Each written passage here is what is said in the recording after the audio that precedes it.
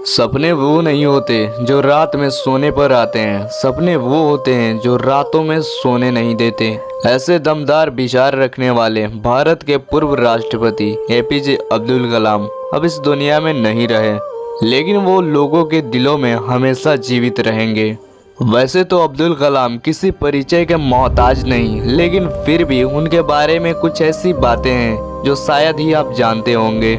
Number 1 दोस्तों, doctor APJ Abdul Kalam का जन्म 15 अक्टूबर 1931 को दक्षिण भारतीय के राज्य तमिलनाडु के रामेश्वरम में हुआ था। नंबर 2 एपीजे अब्दुल कलाम का पूरा नाम अबुल फकीर जैनुलब्दीन अब्दुल कलाम है। नंबर 3 पेशे से नाविक। कलाम के पिता ज्यादा पढ़े लिखे नहीं थे, ये मछुआरों को नाव किराए पर दिया करते थे। 5 भाई और 5 बहनें वाले परिवार को चलाने के लिए पिता के पैसे कम पड़ जाते थे। नंबर 4 कलाम जब 8 साल के थे तब से सुबह 4 बजे उठते थे और स्नान करने के बाद गणित पढ़ने चले जाते थे। उनके अध्यापक स्वामियर की यह विशेषता थी कि जो विद्यार्थी स्नान करके नहीं आता था वह उसे नहीं पढ़ाते थे। वे कलाम के साथ साथ 5 और विद्यार्थियों को प्रति वर्ष फ्री में ट्यूशन पढ़ाते थे, लिहाजा तभी से डॉक्टर कलाम को सुबह उठने की आदत हो गई। नंबर 5 देश के पूर्व राष्ट्रपति रह चुके डॉक्टर अब्दुल कलाम बचपन में अखबार भी बांटा करते थे। दरअसल वे अपने पिता की आर्थिक तौर पर मदद करना चाहते थे,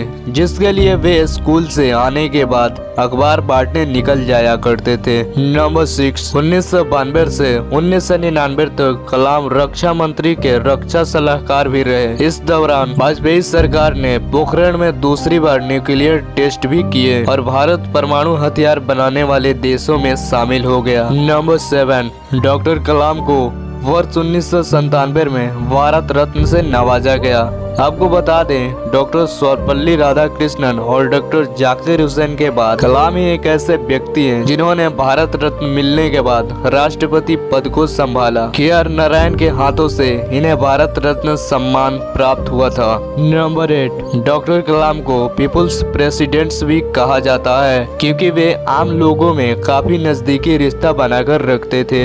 नंबर 9 डॉक्टर कलाम ने एक बार कहा था कि किताबें उनकी प्रिय मित्र है और उनके घर में लाइब्रेरी है जिसमें हजारों पुस्तकें हैं। वह किताबें उनकी सबसे बड़ी संपदा है। नंबर 10 डॉक्टर कलाम युवाओं और बच्चों के बीच खास लोकप्रिय हैं। यह उनकी लोकप्रियता का ही आलम है कि साल 2003 और 2006 में MTV ने बतौर youth icon of the year nominate किया था।